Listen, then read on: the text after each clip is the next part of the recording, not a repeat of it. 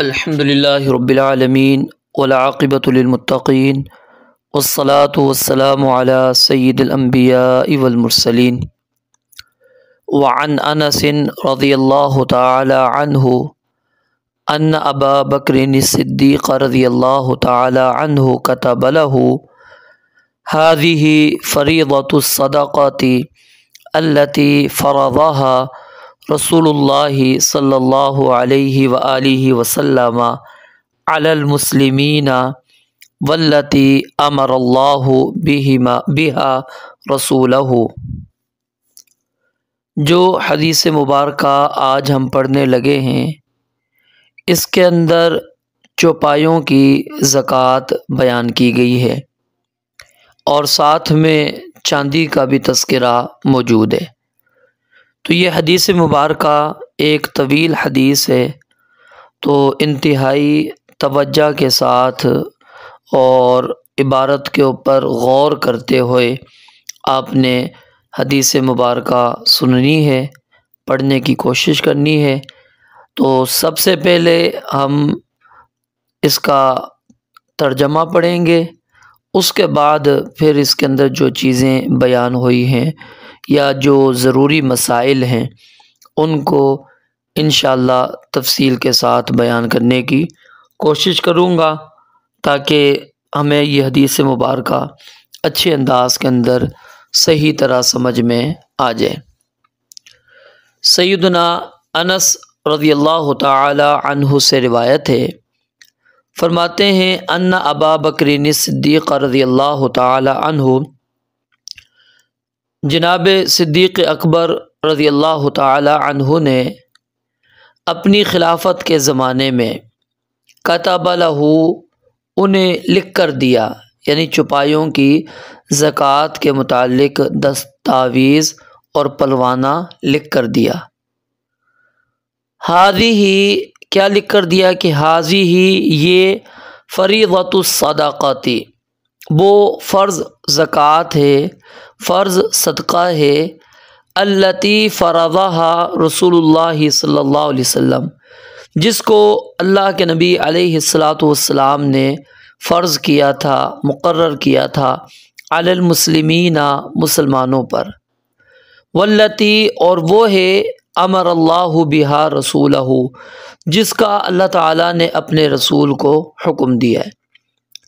यहाँ पर गौर कर लीजिए कि अबू बकर रज़ियल्लाहु ताला अन्हु ने सैयदना अनस रज़ियल्लाहु ताला अन्हु को चौपायों की ज़कात के मुतालिक दस्तावेज़ लिख कर रवाना कर दिया और क्या कहा कि ये जानवरों की जो ज़कात के बारे में मैं तुम्हें लिख रहा हूँ, ये मैं अपनी तरफ से नहीं लिख रहा, ये वो फ़र्ज़ सदका है, फ़र्ज़ ज़कात है जो अल्लाह के रसूल अलैहिस्सलातु वस्सलाम ने मुसलमानों पर फ़र्ज़ की, और अल्लाह रब्बुल आलमीन ने अपने रसूल को इस बात का हुक्म दिया था कि आप लोगों को ये चीज़ बयान कर दें कि ये इस अंदाज़ के अंदर आपने ज़कात अदा करनी है, यानी अपनी हमने मनमानी ज़कात के अंदर नहीं करनी, बल्कि जो नबी मुकर्रम अलैहिस्सलातु वस्सलाम ने हमें जिस तरह रहनुमाई की है, हम उसी तरह अपनी ज़कात को अदा करेंगे।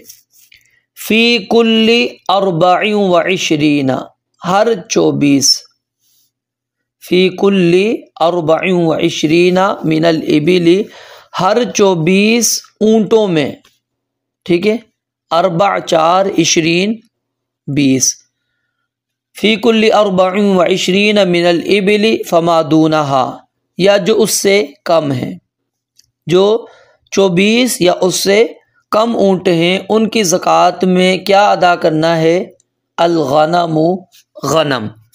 लफ्ज़ गनम ये भेड़ बकरियों के लिए इस्तेमाल होता है कि आप भेड़ भी दे सकते हैं, बकरी भी दे सकते हैं। अब उसकी तफसील क्या है वो आ रही है नीचे, दोबारा देखें। फ़ी कुल्ली अर्बईन व इशरीन मिनल इबिली, हर 24 या उससे, फमा दूनहा या उससे कम में, मिनल इबिली ऊँटों में से क्या है, अल-गनमु बकरी देना वाजिब है। फ़ी कुल्ली खमसिन शातुन, तफसील क्या है कि हर 5 ऊँटों में एक बकरी देना वाजिब है। हर 5 ऊँटों में एक बकरी देना वाजिब है। फ़इज़ा बलगत 25, बस जब वो पहुँच जाएँ ऊँट 25 को पहुँच जाएँ, इला 35 35 तक, फ़फ़ीहा पस उसमें बिन्तु मखाज़िन उन्सा एक बिन्त मखाज़ मादा है। जब तादाद आपकी 25 से 35 तक हो जाए तो आपने 25 से 35 तक में क्या अदा करनी है? एक बिन्ते मखाज़ मादा, एक बिन्ते मखाज़ मादा आपने अदा करनी है। बिन्ते मखाज़ ऐसी ऊँटनी को कहते हैं जिसकी उम्र का पहला साल मुकम्मल होकर दूसरा साल शुरू हो चुका हो और उसकी माँ हामिला होने के काबिल हो जाए, अगरचे वो अभी तक हामिला ना हुई हो। और कुरान करीम के अंदर अल-मखाज़ का लफ्ज़ आता है ना, फ़अजाअहल मखाज़ु इला जिज़इन नख़लती। सैयदा मरियम अलैहिस्सलातु वस्सलाम के बारे में अल्लाह रब्बुल आलमीन ने ये लफ्ज़ इस्तेमाल किया है। तो मखाज़ का माना मैंने आपको बता दिया। तो बिन्ते मखाज़ मादा, बिन्ते मखाज़ मादा आपने देनी है किससे? 25 से 35 तक। फ़इल्लम तकुन, पस अगर ना हो, यानी आपके पास अगर ज़कात अदा करने के लिए बिन्ते मखाज़ ना हो तो फिर क्या करना है? फ़ब्नु लबूनिन ज़कारिन, तो आपने एक इब्ने लबून ज़कारिन जो नर है वो वाजिब है। आपने फिर क्या अदा करना है? एक इब्ने लबून नर। ठीक है।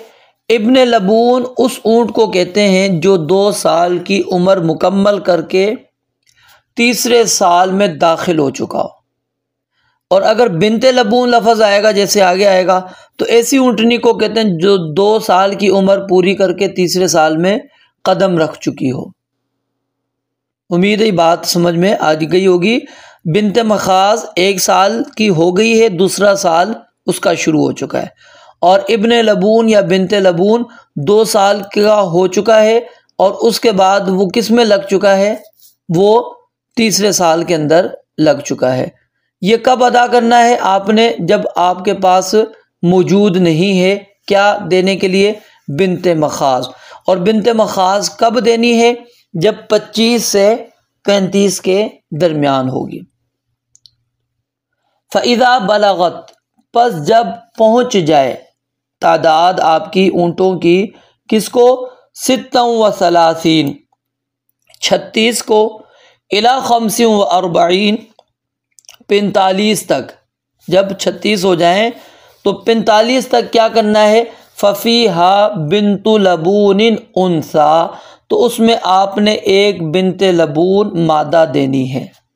उसमें एक बिन्ते लबून मादा उन्सा अदा करना वाजिब है। फ़इज़ा बलगत, पस जब पहुँच जाए 46 46 को, इला 60 46 से 60 तक, 46 से लेकर 60 तक आपने ज़कात में क्या देना है? फ़फ़ीहा हिक्क़तुन, तो उसमें आपने एक हिक्का अदा करना है जो तरूक़तुल जमली, जो नर ऊँट की जुफ्ती के काबिल हो गई हो, जो नर ऊँटनी ऊँट की जुफ्ती के काबिल हो गई है। अब आपने पढ़ा हिक्का लफ्ज़।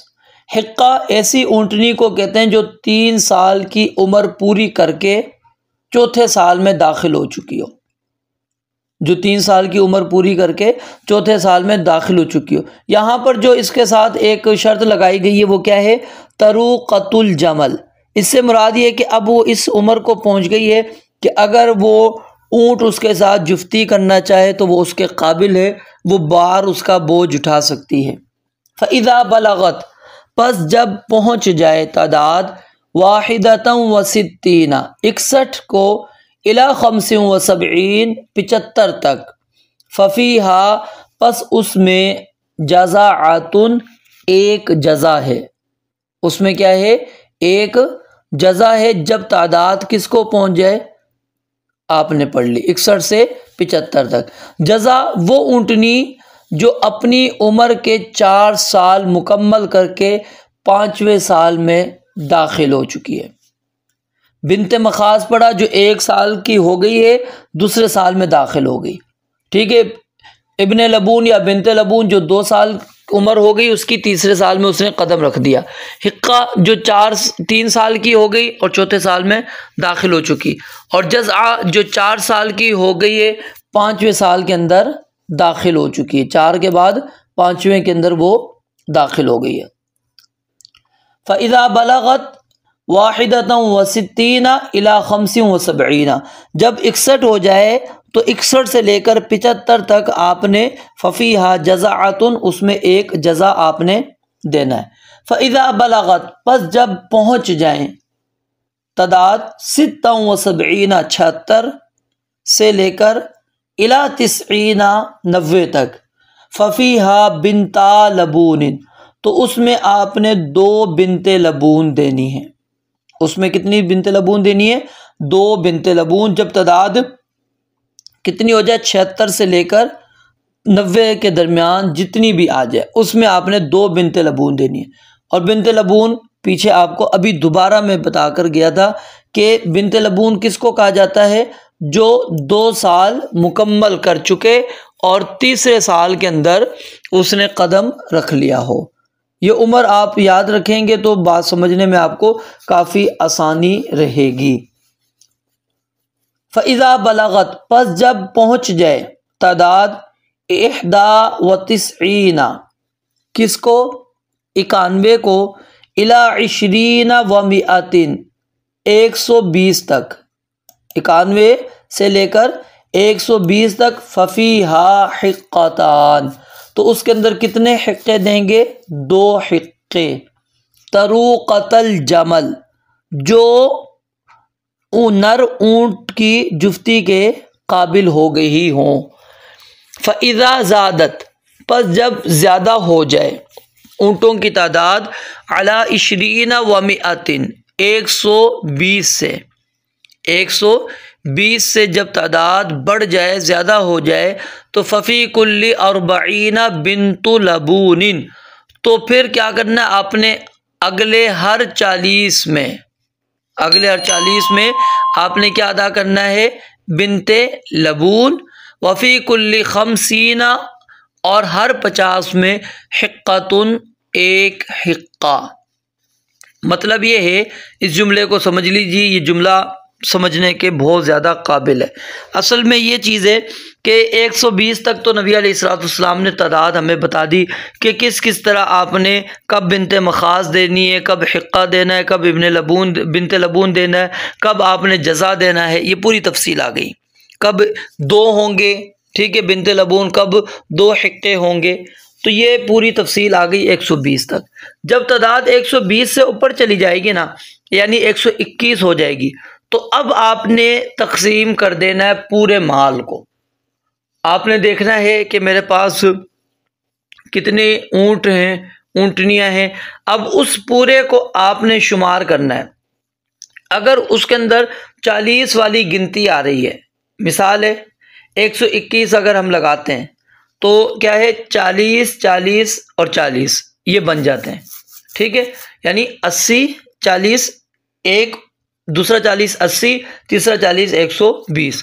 तो अब इस सूरत के अंदर जब 121 से ऊपर हो जाएगा तो ये आपके 129 तक, 129 तक आपने क्या करना है, आपने अदा करने हैं 3, ठीक है, 3 क्या अदा करने हैं, बिनते लबून। क्यों 3 बिनते लबून क्यों हो जाएंगे, क्योंकि अब आपका 40 का ग्रुप बन गया है, हर 40 में आपने बिनते लबून देना है। तो यहाँ पर आपके कितने ग्रुप बने, 3 ग्रुप बने। फिर जब 130 हो जाएगा तो फिर अब इसके अंदर ये कितनी तादाद हो गई, अब 50 का 1 बन जाएगा और बाकी 40 के 2 बन जाएंगे, ठीक है, तो 2 बिनते लबून और 1 हिक्का आ जाएगा। इस तरह आपने आगे तक लेके जाना होगा। वमल्लम यकुन माहू, और जिस शख्स के पास ना हो, इल्ला अर्बउम मिनल इबिली, मगर 4 ही ऊँट, सिर्फ 4 ही ऊँट उसके पास मौजूद हैं। फलैसा फ़ीहा सदाक़तुन, तो उसमें कोई भी ज़कात वाजिब नहीं है। इल्ला, मगर अन यशा रब्बुहा, चाहे उसका मालिक अगर देना चाहता है तो वो दे देगा, लेकिन उसके ऊपर अब अल्लाह रब्बुल आलमीन की तरफ से वाजिब नहीं है, फ़र्ज़ नहीं है। वफ़ी सदाक़तिल गनम, ये तो ऊँटों की ज़कात की हमने तफसील पढ़ ली। मज़ीद आपको जब तशरीह करूँगा तो वहाँ पर इंशाअल्लाह और वज़ाहत के साथ बयान कर दूँगा। वफ़ी सदाक़तिल गनम, और गनम चरने वाली बकरियाँ, जो बकरियाँ हैं, भेड़ हैं, उनकी ज़कात, उनकी तफसील क्या है। फ़ी साइमतिहा, चरने वाली बकरियों में, साइमतुन का माना क्या होता है, चरने वाली। फ़ी साइमतिहा, चरने वाली बकरियों में ज़कात के वजूब की तफसील क्या है। इज़ा कानत, जब हो, 40 40 इला 20 व मिअती शातिन, 40 से 120 बकरियों के दरमियान कितनी है, शातुन, एक बकरी है। जब बंदे के पास 40 से लेकर 120 तक बकरियां हैं तो उनमें एक बकरी देना क्या है, वाजिब है। फ़इज़ा ज़ादत, पस जब ज़ायद हो जाएं, अला 20 व मिअतिन, 120 से, यानी 121 हो गई है, 121 से इला मिअतैनी, 200 तक, किधर तक, 200 तक। फ़फ़ीहा शातानी, पस उसमें 2 बकरियां देना वाजिब है। फ़इज़ा ज़ादत, पस जब ज़ायद हो जाएं बकरियां, अला मिअतैनी, 200 से, इला सलासे मिअतिन, 300 तक। फ़फ़ीहा सलासु शियाहिन, तो उसमें कितनी बकरियां हैं, 3 बकरियां, सलासु 3, शियाहिन बकरियां। फ़इज़ा ज़ादत, पस जब ज़ायद हो जाएं, अला सलासी मिअतिन, 300 से, फ़फ़ी कुल्ली मिअतिन, तो फिर अब हर 100 के अंदर शातुन, एक बकरी देना वाजिब होगी। फ़इज़ा कानत, पस जब हो, साइमतुर रजुली, आदमी के चरने वाली बकरियों की तादाद, नाक़िसतन, कम, अन 40 शात, 40 बकरियों से, तो फिर उसके अंदर क्या है, यानी शातुन वाहिदतुन, एक ही बकरी अगर कम हो, यानी आपके पास कितनी है, 39 है, आपके पास कितनी है, 39 मौजूद हैं, ये ज़हन में रखें। जब हो कान साइमतुर रजुली, आदमी की बकरियां चरने वाली, नाक़िसतन, 40 ओ कम, मिन 40 शातिन, 40 बकरियों से, शातन वाहिदतन, तो उसके अंदर फिर क्या है, सिर्फ एक बकरी होगी। उसके अंदर फिर कितनी देनी है आपने, सिर्फ एक बकरी देनी है। फलैसा फ़ीहा सदाक़तुन, ओ एक बकरी कम है, गलत हो गया, दोबारा देखें। फ़इज़ा कानत, पस जब हो, साइमतुर रजुली, आदमी की चरने वाली बकरियां, नाक़िसतन, कम, अन 40 40 बकरियों से, तो फिर क्या है, उस वक़्त एक बकरी ही कम है, शातन वाहिदतन, एक बकरी ही कम है। फलैसा फ़ीहा सदाक़तुन, तो उसमें कोई सदका नहीं है। इल्ला अन यशा रब्बुहा, हाँ अगर उसका मालिक चाहता है, वो देना चाहता है तो वो दे सकता है, लेकिन अल्लाह ताला की तरफ से उसके ऊपर किसी किस्म का कोई फ़र्ज़ नहीं है। वला युजमाउ, ये बकरियों की ज़कात का मामला ख़त्म हो गया। अब आगे जो चीज़ें आ रही हैं ये समझने वाली हैं।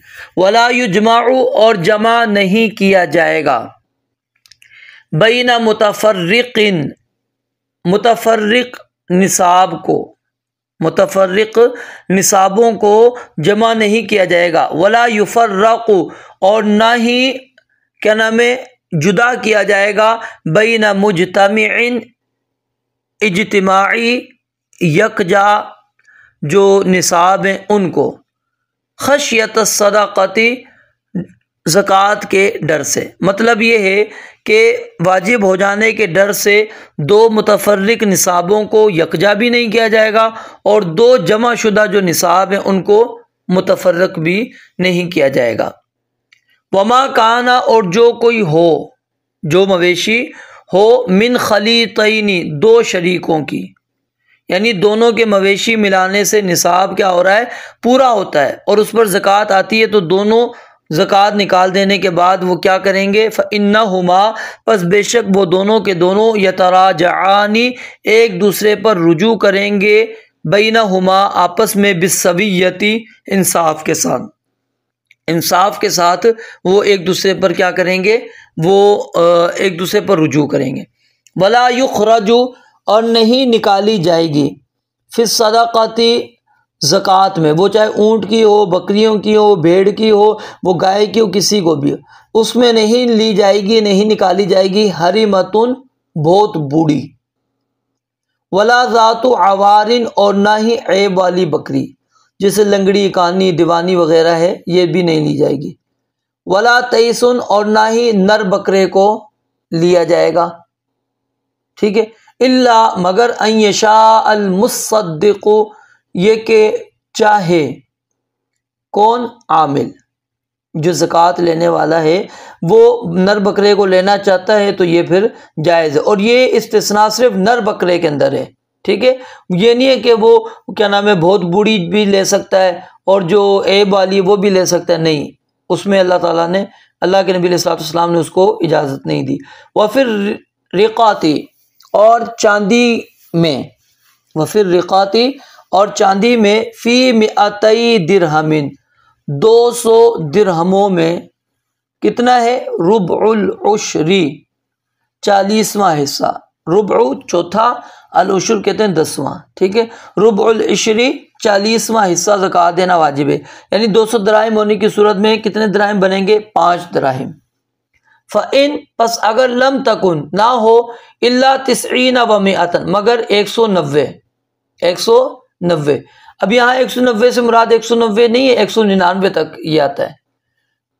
फ़लैसा फ़ीहा सदाक़ातुन, तो उसमें कोई ज़कात वाजिब नहीं है, इल्ला अन यशा रब्बुहा, हाँ अगर उसका मालिक खुद देना चाहे तो दे सकता है।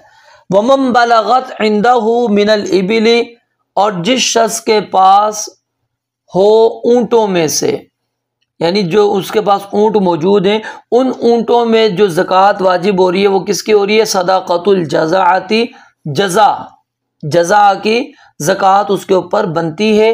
वलैसत इंदहु जज़ाअतुन, और उसके पास जज़ा मौजूद नहीं है देने के लिए। व इंदहु हिक्कतुन, उसके पास हिक्का है, अब हिक्का उससे क्या है, उम्र में छोटा है।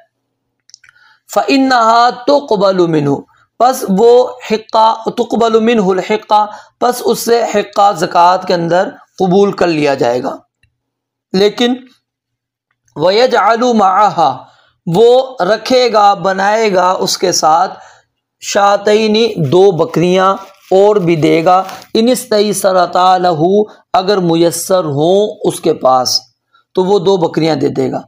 औ 20 दिरहमन, अगर बकरियां ना हो तो उस सूरत में क्या करेगा, वो हिक्के के साथ 20 दिरहम देगा। यानी नबी सल्लल्लाहु अलैहि वसल्लम के ज़माने में जो एक बकरी थी उस वक़्त उसकी कीमत क्या थी, 10 दिरहम, 10 दिरहम की एक बकरी मिलती थी, तो इसलिए 20 दिरहमन, वो 20 दिरहम उसके लगा दिए गए। वमन बलगत इंदहु, और जिस शख्स के पास पहुँच जाए, मौजूद ऊँट, और उसके ऊपर वाजिब हो चुकी है क्या, सदाक़तुल हिक्काती, हिक्का ऊँट की ज़कात, हिक्का की बनती है। वलैसत इंदहु अल हिक्का, उसके पास अब हिक्का मौजूद नहीं है देने के लिए। व इंदहु अल जज़ा, उसके पास जज़ा मौजूद है जो उम्र में बड़ा है। फ़इन्नहा तुक़बलु मिन्हुल जज़ा, तो उससे जज़ा कबूल कर लिया जाएगा। वयुअतीही, और देगा उसको, अल मुसद्दिक़ु, आमिल ज़कात, जो ज़कात लेने वाला है, 20 दिरहमन, 20 दिरहम, औ शातैनी, या फिर वो 2 बकरियां उसको वापस करेगा। रवाहुल बुखारी, इस हदीस को इमाम बुखारी रहमतुल्लाहि अलैहि ने रिवायत किया है। ये हदीस मुबारका थी जो आपने इसका तर्जमा पढ़ लिया। अब इसके अंदर सबसे पहले जिनका तज़किरा है वो कौन है? सैयदना अबू बकर सिद्दीक़, जो नबी मुकर्रम सल्लल्लाहु अलैहि वसल्लम के पहले खलीफा थे। और सैयदना अबू बकर सिद्दीक़ रज़ी अल्लाह ताला ने अपने आमिलीन को ज़कात वसूल करने के लिए जब लोगों के पास भेजा तो फिर उसके अंदर आपने क्या है, उनको ज़कात के ये मसाइल लिख कर दिए। और अबू बकर सिद्दीक़ रज़ी अल्लाह ताला ने सैयदना अनस को जब बहरैन का आमिल बनाकर भेजा तो साथ में उनको ये दस्तावेज़ भी लिख के दे दी जिसके अंदर मुतअद्दिद फ़राइज़ थे और उसके अंदर ये बात भी मौजूद थी। और उन्होंने कहा ये अल्लाह के नबी अलैहिस्सलाम ने अल्लाह के हुक्म से लिखवाए थे। ठीक है, तो इसलिए ये मैं अपनी तरफ से तुम्हें नहीं बना के दे रहा, ये नबी अलैहिस्सलाम की तरफ से ही है। तो ये जो हाज़ी ही फ़रीज़तुस सदक़ा थी, यानी फ़रीज़ा बिमाना मफ़रूज़ा है। ठीक है, जो फ़र्ज़ किया गया है ज़कात का, फ़रज़हा रसूलुल्लाह सल्लल्लाहु अलैहि वसल्लम, ये कलिमात इस बात की दलील है कि ये हदीस क्या है, मरफ़ू है, क्योंकि इसकी निस्बत किसकी तरफ कर दी गई है? नबी अलैहिस्सलाम की तरफ। वल्लती अमरल्लाहु बिहा रसूलहू, और यहाँ पर जो ये बात जिक्र की कि ये फरीज़ा ज़कात, एक तो इसको नबी अलैहिस्सलाम ने फ़र्ज़ किया और दूसरा ये कि ये नबी अलैहिस्सलाम को अल्लाह ताला ने हुक्म दिया था कि ये आप लोगों के ऊपर फ़र्ज़ कर लें। वल्लती अमरल्लाहु बिहा रसूलहू, तो इसलिए नबी अलैहिस्सलाम शरीयत बनाने में मुस्तकिल नहीं है, बल्कि अमर और नहीं करने वाली ज़ात कौन है? अल्लाह रब्बुल आलमीन की ज़ात है। और आप अल्लाह ताला के पैगाम को आगे पहुँचा देते हैं। वमा यंतिक़ु अनिल हवा इन हुवा इल्ला वह्युन यूहा, जो वही की जाती है आपकी तरफ, आप सिर्फ आगे लोगों को वही बात पहुंचाते हैं, अपनी तरफ से कुछ भी आप नहीं बोलते। अब हमने ऊँटों की ज़कात को तफसील के साथ पढ़ा और आपको थोड़ी सी साथ में वो बिनते मखाज़, बिनते लबून, इन चीज़ों के बारे में मैंने थोड़ी सी आपको बता भी दी थी। अब सबसे पहले जो आपने जिस जानवर का पढ़ा था, पहले तो ये समझ लीजिए, अगर किसी बंदे के पास, ये थोड़ा सा मैं मज़ीद आपको समझा रहा हूँ, किसी बंदे के पास कितनी मौजूद है? ऊँट चार मौजूद है, तो उस बंदे के ऊपर ज़कात वाजिब नहीं होती। ज़कात वाजिब नहीं होती जब तक कि उसके पास 5 ऊँट ना हो जाएं। जब बंदे के पास 5 ऊँट हो जाएंगे तो उस वक़्त उसने ज़कात अदा करनी है। अब ऊँटों की ज़कात ऊँट की सूरत में अदा नहीं हो रही, यहाँ पर ये समझ लीजिए 24 तक, जब तक आपके पास 24 ऊँट हैं, 25 नहीं हो जाते, उस वक़्त तक आपने जो ज़कात अदा करनी है वो बकरियों की सूरत में अदा करनी है। किसकी सूरत में अदा करनी है? बकरियों की। ज़हन में रखिएगा ये, क्योंकि रसूलुल्लाह सल्लल्लाहु अलैहि वसल्लम ने ये चीज़ मुकर्रर की है। जब 25 हो जाएगी उसके बाद फिर वो जो तादाद चलती है वो किसकी चलती है? ऊँटों की चलना शुरू हो जाती है। अच्छा, 4 के ऊपर कोई ज़कात नहीं है। जब 5 हो जाएंगे तो 1 बकरी, 6 पर भी इसी तरह, 7 पर भी इसी तरह, 8 पर भी इसी तरह, 9 पर भी इसी तरह, 9 तक 1 बकरी है। जब बंदे के पास 10 हो जाएंगी तो उस वक्त उसने अब क्या करना है? उस शख्स ने अब 2 बकरियां देनी है। अच्छा, 11 पर भी 2, 12 पे भी 2, 13 पे भी 2, 14 पे भी 2, 15 हो जाएंगी 3, ठीक है, 16 पे 3, 17 पे 3, 18 पे 3, 19 पे 3। जब हो जाएंगी 20, 4 बकरियां हो जाएंगी, 21 पे 4, 22 पे 4, 23 पे 4, 24 पे 4, 24 तक 4 बकरियां हैं।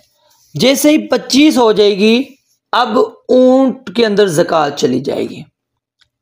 25 से लेकर 35 तक, यानी 25 पे भी बिनते मखाज़ देनी है और आपने 26 पे भी, 27 पे भी, 28 पे भी, 29 पे भी, 30 पे भी, 31 पे भी, 32, 33, 34, 35 तक आपने क्या देनी है? बिनते मखाज़, ठीक है।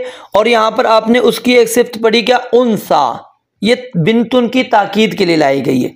मखाज़ हामला ऊँटनी को कहते हैं क्योंकि दर्द ज़े को मखाज़ कहा जाता है जो बेवक्त विलादत होता है। तो मुराद क्या होता है? हामला ऊँटनी, ऊँटनी का वो मादा बच्चा जो मैंने आपको बताया था 1 साल का होकर दूसरे साल में लग गया हो।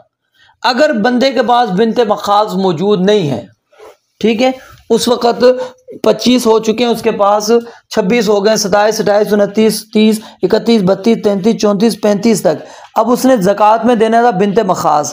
बिनते मखाज बंदे के पास मौजूद नहीं है, तो उस वक्त नबी अलैहिस्सलाम ने थोड़ी सी बंदे को ये इजाज़त दी है कि अब वो क्या दे देगा, इब्ने लबून देगा, और वो मुज़क्कर देगा, नर देगा। ये इब्ने लबून की क्या नाम है, ताकीद के लिए ज़कर के अल्फाज हैं। और ये नर बच्चा है जो 2 साल का मुकम्मल हो गया और तीसरे साल में लग गया है। और ये नाम इसको इसलिए दिया गया है क्योंकि इस अरसे में उमूमन क्या होता है, ऊँटनी दूसरा बच्चा देकर फारिग हो चुकी होती है और उसका दूध उतरा हुआ होता है, तो इस वजह से इसको इब्ने लबून कहा जाता है। और बिनते लबून होगा तो फिर ये मादा के अंदर इस्तेमाल हो जाएगा। अच्छा, अब पहले मैं मज़ीद आपको यानी कि वो जो अल्फाज इसके अंदर आए ना, यानी हदीस के, पहले हम वो समझ लेते हैं। ये मसाइल को अभी इधर फ़िलहाल रोकें, आगे चलते हैं, फिर मैं 35 से आगे चलूँगा। हिक्का, ये हिक्कुन की मुअन्नस है। किसकी मुअन्नस है? हिक्कुन की। और उस ऊँटनी के बच्चे को कहते हैं जो 3 साल का होकर चौथे साल में लग गया, और उसे हिक्का इसलिए कहते हैं क्योंकि उसकी इतनी उम्र का बच्चा अब वो बार बर्दारी के काबिल हो चुका होता है, सवारी के काबिल हो जाता है, तो इस वजह से उसको क्या कहा जाता है, हिक्का। और अगर मुअन्नस हो तो वो क्या है, अब जुफ्ती के काबिल हो चुकी होती है, इस वजह से उसको हिक्का कहा जाता है। तरुक़तुल जमल, ठीक है, तरुक़ा से मुराद नर ऊँट जुफ्ती के इरादे से उस पर आना चाहे और वो उसकी जुफ्ती को बर्दाश्त कर सके, क्योंकि इससे कम उम्र की जो मादा ऊँट है वो जुफ्ती के काबिल नहीं होती। जज़ा, उस ऊँट के बच्चे को कहते हैं जो 4 साल का हो, 5वें साल में लग गया हो। और फिर उसके बाद हमने, अच्छा ये थी यहाँ तक ऊँटों की ज़कात के अंदर ये अल्फाज जो आपने पढ़ लिए। अब हमने पहुँचे थे हम कहाँ तक, 35 तक। जब इंसान के पास तादाद पहुँच जाए 36, जब कितनी तादाद हो जाए, इंसान के पास 36 हो जाए, तो फिर उसके अंदर एक बिनते लबून वाजिब हो जाती है जो 2 साल की थी। जो कितनी साल की थी? 2 साल की थी, ठीक है। अब वो बिनते लबून उसके ऊपर वाजिब आ गई है। अब उसने, अच्छा इसके अंदर एक और चीज़ समझ लें, आपने जो ज़कात के अंदर देनी है वो मादा ही देनी है। ज़कात के अंदर क्या अदा करते जाना है, मादा। इसलिए वजाहत के साथ हदीस के अंदर ये मादा मादा के अल्फाज भी आ रहे हैं, ठीक है। तो जब 36 तादाद हो जाएगी तो एक बिनते लबून है, और ये 45 तक ऐसी रहेगी, यानी 37 पे भी इसी तरह, 38 पे भी, 39 पे भी, 40 पे, 41, 42, 43, 44, 45 तक आपने क्या करनी है, यही चीज़ अदा करनी है। और इसके अंदर वक्स कितना हो गया है, 9 ऊँटों का।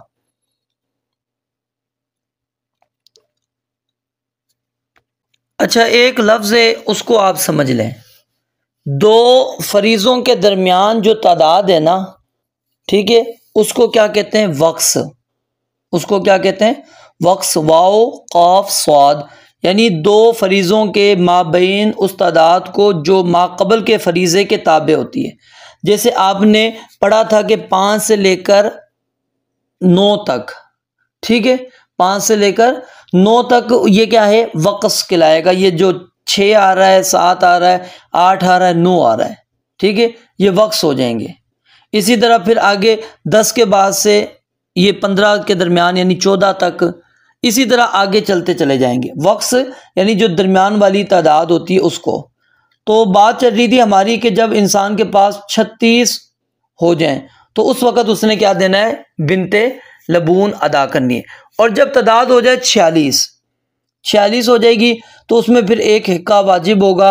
और ये आपने 46 से लेकर कहाँ तक देना है, 60 तक। 60 तक आपने इसी तरह देना है। तो इसमें वक्स की तादाद कितनी बनती है, 14 ऊँट। और जब 61 हो जाएंगे तो उसमें एक जज़ा वाजिब होगा, और ये 75 तक इसी तरह रहेगा। तो इसमें वक्स की तादाद हो गई 14 ऊँट। और जब 76 हो जाएं तो उसमें 2 बिनते लबून आते हैं, और ये 90 तक इसी तरह रहेगा। तो यहाँ भी तादाद वक्स की कितनी है, 14 है। जब 91 हो जाएं उसमें 2 हिक्के वाजिब हो जाते हैं जो सवारी और जुफ्ती के काबिल हों, और ये 120 तक रहता है। और यहाँ पर जो वक्स की तादाद है वो 29 है। तो मालूम ये हुआ कि फरीज़े के वजूब में ये जो बिनत मखाज़ है ये मुतकर्रर नहीं होगी। ये नहीं है कि बिनत मखाज़ पहले भी नबी अलैहिस्सलाम ने एक निसाब में बयान कर दी, आगे भी कहीं पर हमने देनी नहीं। और इसी तरह जज़ा जो है वो भी दोबारा नहीं आएगा। हाँ, बिनत लबून और हिक्का ये मुतकर्रर होते चले जाएंगे। ठीक है, तो जिससे ये बात हमें समझ में आती है कि जिस फरीज़े का तकरार होता है वो कितनी उम्र के हैं, दरमियानी उम्र के हैं, क्योंकि बिनते मखाज़ सबसे कम उम्र का है, 1 साल का था, और जज़ा सबसे बड़ी उम्र का है, और बिनते लबून और हिक्का इन दोनों के दरमियान मुतवस्सित उम्रों के हैं, तो इसलिए ये बार बार लौटेंगे। अब आगे जो 40 वाली हमने पढ़ी थी उसमें हिक्का और बिनते लबून जा रही है, ठीक है, 40-50 वाली में। तो इसके अंदर फ़राइज़ के अंदर क्या है, तब्दीली होती चली जा रही है जब तक 120 नहीं हो जाते। जब ऊँट 121 हो जाते हैं तो अब जो अल्लाह रब्बुल आलमीन ने ज़कात की अदायगी रखी अब वो ठहर चुकी है, उसमें अब इस्तिक़रार है। अब आगे मज़ीद कोई ऊँट उसके अंदर दाखिल होने वाला नहीं है कि आप 6 साल का ले आएंगे, 7 साल का नहीं। अब आपने उन्हीं में से लेकर आना है। अब अगले हर 40 में एक बिनते लबून, हर 50 के अंदर एक हिक्का आपने देना है। और उसके अंदर मैंने आपको बता दिया था कि अब हमने उसके बाद क्या करना है, ग्रुप बनाने कि जहाँ पर 40 के आसानी से बनते हों वो 40 के अंदर आएगा, यानी जब तक 50 का नहीं बनेगा आगे तक वो 40 वाले ग्रुप में शुमार होंगे। और जब 50 के बनेंगे तो फिर उसके अंदर हम 50 के बनाएंगे, 40 को नहीं बनाएंगे। जैसे 150 है, अब 150 के अंदर क्या बनता है, 50 वाले ग्रुप बन जाएंगे 3, तो हमने 3 हिक्के उसके अंदर अदा कर देने। फिर उसके बाद आपने पढ़ा था बकरियों की, भेड़ बकरियों की ज़कात। ठीक है, भेड़ बकरी दुम्बा ये लफ्ज़ गनम सब कुछ शामिल होता है, इन सब की ज़कात नबी अलैहिस्सलाम ने यही बयान फरमाई है। ठीक है, अब यहाँ पर एक लफ्ज़ पढ़ा था आपने, फ़ी साइमतिहा।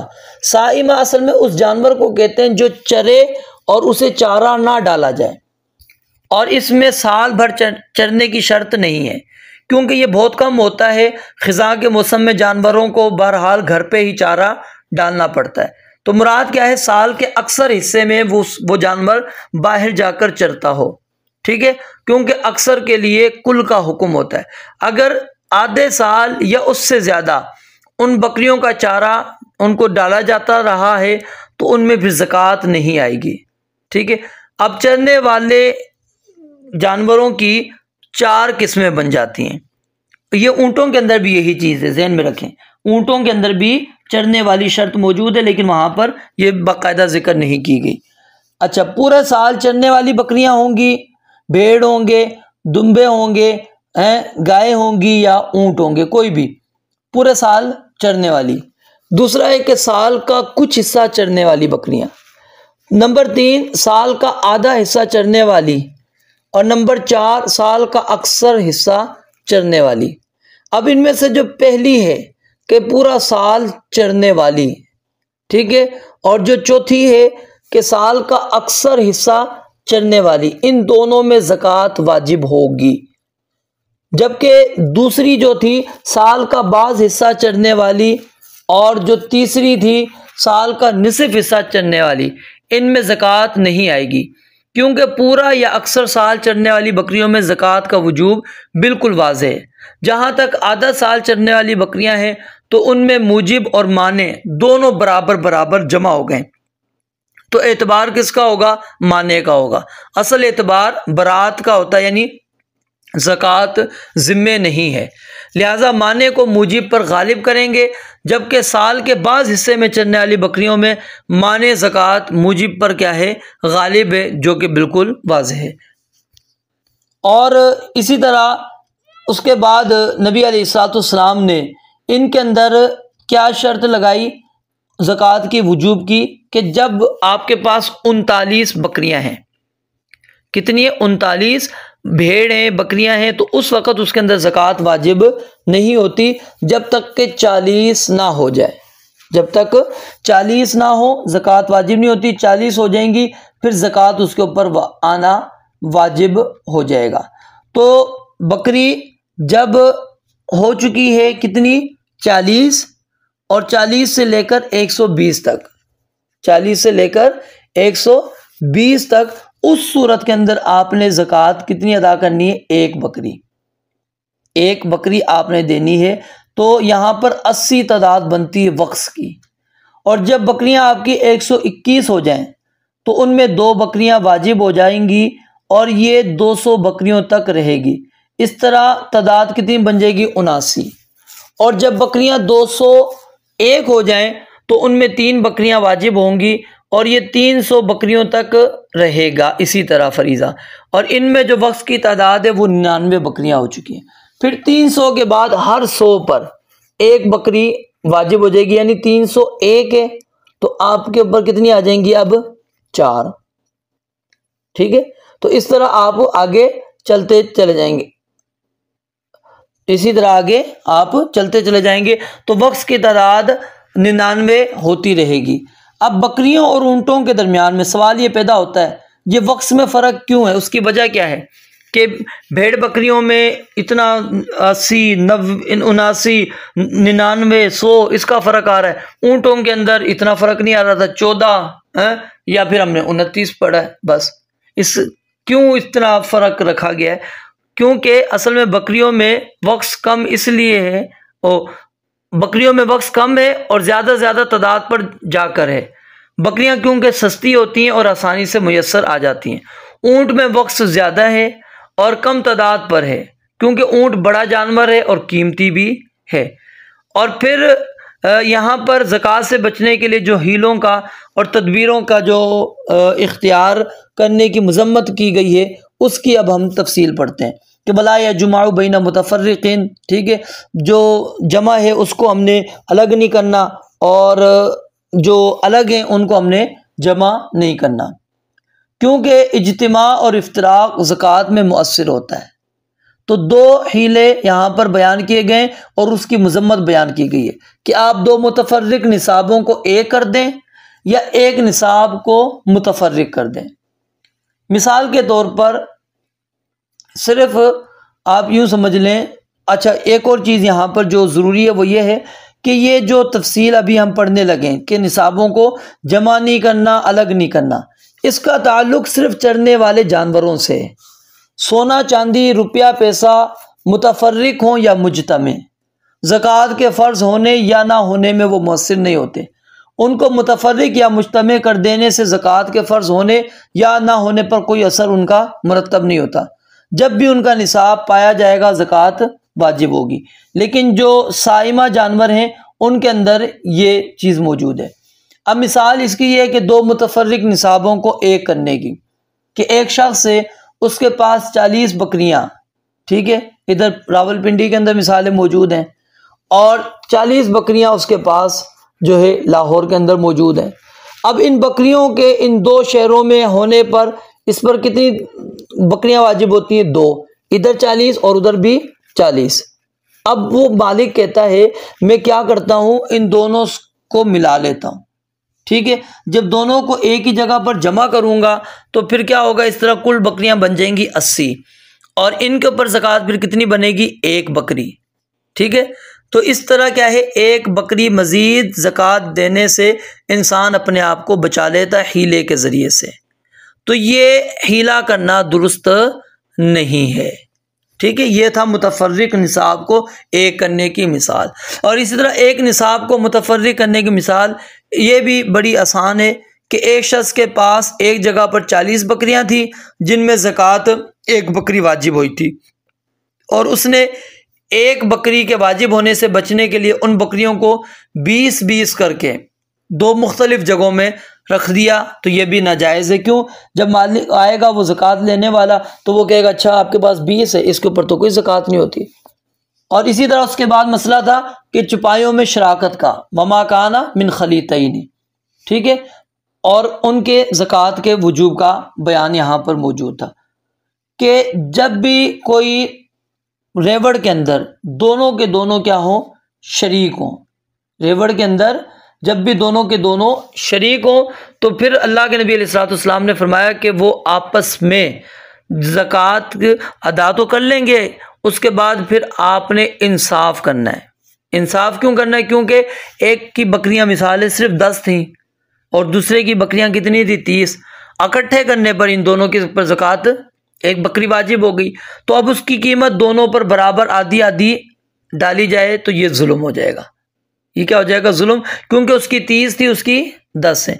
तो इससे मुराद क्या है कि फिर आपने कीमत दोनों पर इंसाफ के साथ डालना है कि आपने दोनों के अमवाल का तनासुब देकर बकरी की कीमत को दोनों पर तकसीम करेंगे। मिसाल के तौर पर दोनों के अमवाल में 1 और 3 की निस्बत है, तो लिहाजा अगर बकरी की कीमत 2000 रुपये बनती है तो उस कीमत को हम 4 हिस्सों में तकसीम करके एक हिस्सा 10 बकरियों वाले के ज़िम्मे और बाकी जो है 3 हिस्से 30 बकरियों वाले के ज़िम्मे लगा देंगे हम। ठीक है। और इसका ताल्लुक भी याद रखिए चुपाइयों के साथ है, क्योंकि चुपाइयों में शिरकत 2 तरह की होती है, ये समझ लें। एक होती है जिसको कहते हैं शिरकत शुयूर, के कुल चौपाए 2 आदमियों के दरमियान आधे आधे हों। जितने भी चौपाए हैं वो दोनों आदमियों के दरमियान क्या हैं? आधे आधे। और कुल तादाद निसाब को पहुंचती हो तो उस पर ज़कात आएगी और वो ज़कात दोनों पर बराबर आएगी। जबकि अगर उसी निसाब को दोनों में तकसीम कर दिया जाए तो किसी पर भी ज़कात नहीं आती। जैसे कुल बकरियां मिसाल 40 हैं, 20 एक की हैं और 20 दूसरे की हैं। अब 40 मुश्तरक हों तो ज़कात आएगी। अगर 40 को दोनों में 20-20 करके बराबर तकसीम कर दिया जाए तो दोनों में ज़कात नहीं आएगी। ठीक है। तो इस सूरत के अंदर वो आपस में शरीक थे, दोनों आधे आधे रेवड़ के मालिक हैं। तो अब उन दोनों पर क्या होगी? फिर आधी आधी बकरी होगी, क्योंकि अब आधी आधी तो नहीं दे सकते। अब बकरी एक ही दी जाएगी, उसके बाद उसकी कीमत लगा के आधी के पैसे उस मालिक को जिसकी बकरी दी गई थी उसमें से दे दिए जाएंगे। दूसरी किस्म है जिसको कहते हैं शिरकत औसाफ। शिरकत औसाफ क्या होता है? दोनों में से हर एक का माल अलग है, बिल्कुल एक दूसरे से जुदा है, वाज़े है, लेकिन चरने में, दूध दोहने में, जुफ्ती कराने में और रात ठहरने में, यानी बाड़े के अंदर क्या है? मुश्तरिक हैं। तो अब अगर कुल माल निसाब को पहुंचता होगा तो ज़कात वाजिब होगी और वो ज़कात दोनों में से हर एक पर औसाफ के एतबार से वाजिब होगी। लेकिन अगर दोनों अपना अपना हिस्सा अलग कर लें तो दोनों में से किसी पर भी ज़कात नहीं आएगी।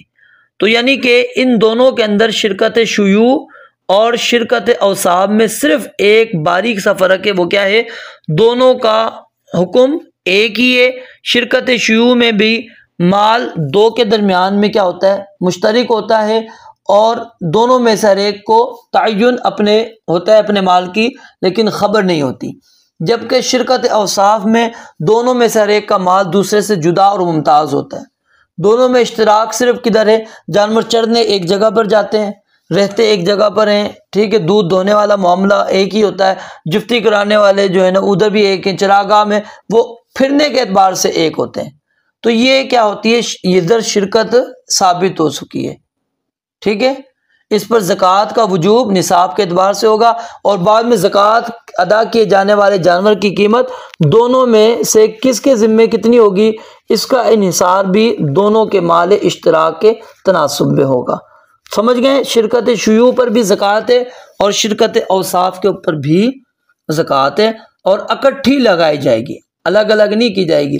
वो ये नहीं कहेगा कि जी मेरा तो ये देखें मेरी ये बकरियां हैं, इसकी ये बकरियां, क्योंकि उनकी चरने की जगह एक है, रात के रहने की जगह बाड़ा भी एक है, दूध दोने की जगह सब कुछ एक ही है। तो समझ लें एक ही जगह पर रह रहे हैं, तो अब वो इकट्ठा ही दिया जाएगा।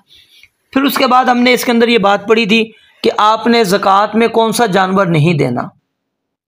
ठीक है। इसके अंदर एक बड़ा आपने जो उम्र रसीदा बूढ़ा जानवर होगा वो नहीं दे रहा, और दूसरा जो ऐब वाला जानवर है, ठीक है, वो भी नहीं देना, और नर को भी नहीं देना। क्योंकि असल में ये समझ लीजिए कि नर जो है ये ज़कात के अंदर जो है ये नुक्स है। ज़कात के अंदर क्या है? नुक्स है। उनसा जो है ना मुअन्नस मादा ये कमाल है। ये फ़र्क ज़हन में रख लीजिए। हम ये समझ रहे होते हैं कि नर जो है ना वो कीमती है, नर कीमती नहीं है। ज़कात के अंदर नर जो है ना वो क्या नाम है? नुक्स वाला माल कहलाता है, और जो मादा होती है वो क्या है? कामिल कहलाती है, क्योंकि ज़ाहिर है उससे आगे नस्ल चलेगी, उससे आपकी नस्ल आगे बढ़ेगी। वो एक से कई हो सकती हैं, लेकिन अगर नर है तो वो एक से एक ही रहेगा। तो फरमाया कि ये जानवर नहीं लिए जाएंगे, लेकिन अगर ज़कात लेने वाला शख्स वो नर लेना चाहता है तो वो ले सकता है। उस वक़्त जब वो देखता है कि मेरे पास बकरियां ज़्यादा हैं और इस रेवड़ के लिए मुझे एक नर की ज़रूरत है, और वो नर देने के लिए ज़कात देने वाला शख्स राज़ी भी है, खुश भी है, ज़बरदस्ती नहीं करनी, वो अपनी मर्ज़ी से खुशी से अगर वो देना चाहता है और ज़कात लेने वाला लेना चाहता है तो फिर इस्लाम कहता है कि ठीक है आप दे दो। लेकिन ज़कात में बहुत बूढ़ा जानवर बिल्कुल भी नहीं देना, क्योंकि उसकी ग़िज़ाइयत गोश्त की ख़त्म हो चुकी होती है, लज्जत अफादियत ख़राब हो चुकी होती है, और फिर वो नर हो तो जुफ्ती के काबिल भी नहीं रहता कि वो आगे जुफ्ती कर सके। तो इसलिए बहुत बूढ़ा जानवर देना ये क्या है, जुल्म में ज़्यादती है, हक तलफ़ी है। तो ऐसा जानवर ना तो ज़कात में निकालना जायज़ है और ना ही आमिल ज़कात ऐसा जानवर कबूल करने का शरन उसको कोई इख्तियार है कि वो कबूल कर ले। हाँ, ऐब वाले जानवर जो है वो भी देना जायज़ नहीं, जैसे अंधा, काना, लंगड़ा, लागर, अपाहज वगैरह जो है, क्योंकि इनसे इस्तिफ़ादा मुमकिन नहीं। लेकिन अगर आमिल ज़कात ऐसा जानवर कोई वसूल करना चाहे तो वो ले सकता है, यानी वो देखता है कि इधर ठीक है ये कीमती है तो इसके अंदर गुराबा का ख्याल रखते हुए अगर वो ले लेता है तो कोई मसला नहीं है। और फिर इसके अंदर मैंने आपको बताया ज़कात में नर जानवर भी नहीं निकाला जाएगा और ना ही लिया जाएगा, क्योंकि ज़ुकूरत बिनिस्बत उनूसत क्या है, एक नुक्स है, और अहले ज़कात की हक़ तलफ़ी इसके अंदर पाई जा रही है, और मादा बनिस्बत नर के ज़्यादा मुफीद है, उससे क्या होता है कि आगे आपकी नस्ल चल रही हो। तो बहरहाल जिसके अंदर ऐब मौजूद हो और जो बूढ़ा हो चुका हो वो ज़कात के अंदर ज़कात वाला लेने वाला भी ना ले, बल्कि नर अगर वो लेना चाहे तो उसके अंदर उसको इजाज़त नबी अलैहिस्सलाम ने दी है, लेकिन उसके अंदर भी वो इसी चीज़ का ख्याल रखेगा कि वो उम्दा मालों में से ना हो। और फिर चांदी का जिक्र किया, अर्रिक़ा, ठीक है, रिक्का नहीं है, रा के कसरा के साथ और काफ गैर मुशद्दद है, फतह के साथ, चांदी को कहते हैं। अब यहाँ पर चांदी का जो निसाब बयान किया गया है वो 200 दिरहम है। कितना बयान किया गया है? 200 दिरहम। 200 दिरहम का जो चांदी का वज़न बनता है वो 595 ग्राम, 595 ग्राम इसका वज़न बनता है। जिस बंदे के पास 595 ग्राम चांदी मौजूद है, ये 200 दिरहम के बराबर हो जाती है। तो उसके अंदर नबी अलैहिस्सलाम ने 40वां हिस्सा रखा है, जिसको हम 2.5% कहते हैं, ठीक है। तो 200 दिरहम का 40वां हिस्सा कितना बनता है? 5 दिरहम, 5 दिरहम। अगर किसी के पास 200 से 1 दिरहम ही कम है, यानी 199 उसके पास मौजूद हैं, तो उस वक़्त उसके ऊपर ज़कात वाजिब नहीं होगी, क्योंकि इस हदीस के अंदर बिल्कुल वजाहत के साथ ये बात कह दी गई है। हाँ, अगर आदमी खुद देना चाहे तो वो दे सकता है। अब यहाँ पर इस हदीस के अंदर चांदी में ज़कात के वजूब को निसाब उसका जो बयान किया गया वो किसके साथ रखा गया? मुअल्लक अदद के साथ, 200 दिरहम, 200 दिरहम यानी अदद के साथ ताल्लुक उसको जोड़ दिया गया है। लेकिन सही मुस्लिम में सैयदना अबू हुरैरा रज़ियल्लाहु तआला अन्हु की एक सही हदीस मौजूद है, उसमें वज़न के साथ इसको मुअल्लक किया गया है कि 5 उकिया से कम वज़न में ज़कात नहीं है। तो इसलिए इस मसले में उलमा का इख्तिलाफ पाया जाता है। अक्सर अहले इल्म के नज़दीक इस चीज़ के अंदर जो मोतबर है वो वज़न है, अदद नहीं है, ठीक है। क्या है? अदद नहीं है कि 200 दिरहम हो, बल्कि वज़न है कि जितना 200 दिरहम का वज़न बनता है वो आपने देनी है। तो यहाँ पर मैंने आपको बता दिया 200 दिरहम चांदी का वज़न कितना बनता है? 595 ग्राम। अगर किसी बंदे के पास इतनी चांदी मौजूद है तो वो शख्स जो है ज़कात अदा करेगा। अच्छा, अब उसके बाद एक है कि अल्लाह के नबी अलैहिस्सलाम ने आखिर में जो बात बयान की वो क्या है कि ज़कात इंसान के ऊपर फ़र्ज़ हो चुकी है कि उसने देना क्या है? जज़ा। मिसाल है, उसने जज़ा देना है। अब उसके पास देने के लिए जज़ा मौजूद नहीं है, बल्कि क्या मौजूद है? हिक्का मौजूद है। तो फिर हिक्का उससे वसूल कर लिया जाएगा और फिर उसके साथ मज़ीद वो क्या करेगा? या तो 20 दिरहम देगा या फिर वो 2 बकरियां देगा। इनमें से वो जो देना चाहे दे सकते हैं। फिर इसी तरह अगर बंदे के पास हिक्का मौजूद, ज़कात के ऊपर वाजिब आया लेकिन हिक्का मौजूद नहीं, उसके पास क्या मौजूद है, जज़ा मौजूद है, उसके पास जज़ा मौजूद है, तो अब उसके अंदर नबी अलैहिस्सलाम ने फरमाया उससे जज़ा ले लो। अब ज़कात वसूल करने वाला जो है उसको वापस करेगा क्या, 20 क्या नाम है 20 दिरहम या तो वापस करेगा या फिर उसको जो है 2 बकरियां वापस देगा, ये उसके अंदर मौजूद होगी। अब इस मसले को समझ लीजिए कि यहाँ पर जो जज़ा आप वाजिब हो रहा है, दे रहे आप हिक्का हैं, दे रहे आप हिक्का हैं, तो उसके अंदर आपने क्या है किया है कि आप साथ में दे रहे हैं, बकरियां दे रहे हैं या दिरहम दे रहे हैं। उसकी वजह यह है कि हिक्का के बाद जो ज़कात वाजिब होती है वो क्या है, जज़ा है, और जज़ा वाजिब होने के दरमियान जो वक्त की तादाद कितनी है, 14 है। तो हिक्का 46 ऊँटों पर वाजिब होता था और जज़ा कितने पर, 61 पे वाजिब होता था। ठीक है, तो अगर ऊँट 5 हों तो 1 बकरी होती है, 10 हो जाए तो 2 बकरियां होती हैं, 15 तक कितनी होती हैं, 3 बकरियां। ठीक है, लेकिन 14 हो तो 2 ही बकरियां रहती हैं। तो इस लिहाज से वक्त की तादाद 14 बनती थी, तो 14 ऊँटों की ज़कात 2 बकरियां होती। इस कमी को यहाँ पर नबी अलैहिस्सलाम ने पूरा किया और इसी तरह वापसी पर भी इसी चीज़ को लिया गया है। तो इस हदीस मुबारक से जो मसाइल साबित होते हैं वो अभी आपके सामने मज़ीद में रख देता हूँ। सबसे पहले इस हदीस मुबारक से जो मसला साबित होता है वो क्या है कि सैयदना अबू बकर सिद्दीक़ रज़ी अल्लाह तआला उन्होंने जो हदीस लिख कर दी, इससे नबी अलैहिस्सलाम के दौरे नबुव्वत में, दौरे नबवी में हदीस की किताबत की इब्तिदा साबित होती है। क्योंकि खुलाफाए राशिदीन के दौर में तो ये कसरत के साथ पाया जाता था, तो नबी अलैहिस्सलाम ने किताबत हदीस ये शुरू कर दी थी और इसके दलाइल और भी मौजूद हैं। और इस हदीस से ये मसला भी साबित हुआ कि जहन में मौजूद किसी चीज़ की तरफ इशारा कर सकते हैं जिसका मुशारुन इलैहि खारिज में मौजूद ना हो, जिसकी दलील क्या है, हादिही फरीज़तुस सदक़ाती। ठीक है, अब ये किताबत से पहले ये लफ्ज़ लिखा है, वो आगे लिखा जा रहा है क्या फ़र्ज़ है, और यहाँ से मसला भी साबित हुआ कि ज़कात के फरीज़े के जितने भी अहवाल, अक़साम और आपने जो उसके औसाफ पढ़े, उसकी जो मिक़दार पढ़ी, ये सब ख़ुद शरीयत ने वाजिब किया है। इसके तयन और तफसील के अंदर बंदों में से किसी को भी कोई इख्तियार नहीं है कि वो अपनी तरफ से कोई क्या नाम है हाकिम वक़्त वो इस तरह मुकर्रर कर दे और फिर ज़कात लेना शुरू कर दे, नहीं। और फ़र्ज़ की निस्बत नबी अलैहिस्सलाम की तरफ भी कर सकते हैं, जिसकी दलील ये अल्फाज हैं अल्लती फ़रज़हा रसूलुल्लाह सल्लल्लाहु अलैहि वसल्लम। और ये भी वाजिब मालूम हुआ कि नबी अलैहिस्सलाम भी अहकाम को फ़र्ज़ और वाजिब करते थे, अमर और नहीं भी करते थे। लेकिन आप नबी अलैहिस्सलाम ये जो अमर हुक्म देना या मना करना या फ़र्ज़ और वाजिब ठहराने में मुस्तकिल नहीं थे, बल्कि ये आप अल्लाह रब्बुल आलमीन के वही के ज़रिए से ये अहकाम बयान करते थे। इसी वजह से ये चीज़ नबी अलैहिस्सलाम की तरफ उन्होंने अल्लाह ताला की तरफ निस्बत कर दी कि वल्लती अमरल्लाहु बिहा रसूलहु, कि अल्लाह ताला ने इसका अपने रसूल को हुक्म दिया। और जो चीज़ नबी अलैहिस्सलाम फ़र्ज़ फरमाते थे वो मुसलमानों पर इसी तरह वाजिब होती थी जिस तरह अल्लाह ताला किसी चीज़ को वाजिब करार दे दें, फ़र्ज़ करार दे दें। और यहाँ पर जो चुपाइयों की हमने असनाफ पढ़े, औसाफ पढ़े, मकादीर पढ़े, इसमें शरीयत ने हिकमत को मलहूज़ रखा है।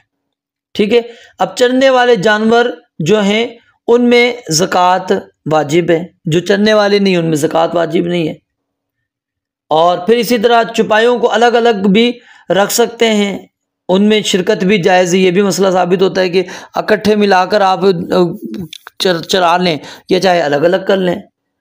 और फिर एक ख़ास हद तक फरीज़े को ले जाने के बाद शरीयत फरीज़ा को एक ख़ास मिक़दार पर ठहरा लाती है। इसमें हिकमत क्या है कि जितना फ़र्ज़ बढ़ता चला जाएगा, अब साहिब ज़कात पर मुशक्क़त होगी, उस मुशक्क़त को दूर करने के लिए उस फरीज़े में इस्तक़रार पैदा किया जाता है। जैसा कि आपने क्या नाम है ऊँटों की ज़कात में पढ़ा, अब 120 पर आके रुक गई। ठीक है, उसके बाद अब वो पीछे से ही वो इब्न लबून और हिक्का हम लेते आएंगे। और यहाँ से ये मसला भी साबित हो गया कि जिस चीज़ पर ज़कात वाजिब ना हो, अगर मालिक चाहे, इल्ला यशा रब्बुहा, अगर वो देना चाहता है तो वो दे सकता है, लेकिन वो देता है तो जो आमिल है उसको चाहिए कि वसूल कर ले। आमिल खुद उसको ना कहे कि यार आप निकाल दें तो ज़्यादा बेहतर, ये नहीं उसको कहना, वो खुद देता है तो कर ले। और शराकत का जो फरीज़ा है, ठीक है, वो इसी तरह चरने वाले जानवरों के अंदर वो सिर्फ मौसर होगा। जो चरने वाले जानवर है उनमें मौसर होगा, जो चरते नहीं है उसमें फिर ज़कात भी नहीं होती। और फिर इसी तरह वो आपने ज़कात के अंदर वो जानवर निकालने हैं जो मादा हैं, ठीक है, मादा आपने निकालनी है, आपने नर नहीं देने। और जो दो शरीक हों एक ज़कात के माल के अंदर, फिर वो इंसाफ के साथ एक दूसरे पर करेंगे। ये नहीं है कि आदो आद करें, ये जुल्म और ज़्यादती होगी, ठीक है। वो तनासुब निकाल कर फिर उस तरह वो करेंगे कि मेरे हिस्से कितना आता है, आपके हिस्से कितना आता है। और ज़कात की मद में ऐसा जानवर जो गैर नाफे हो, जो ऐब वाला जानवर हो, वो देना हराम है।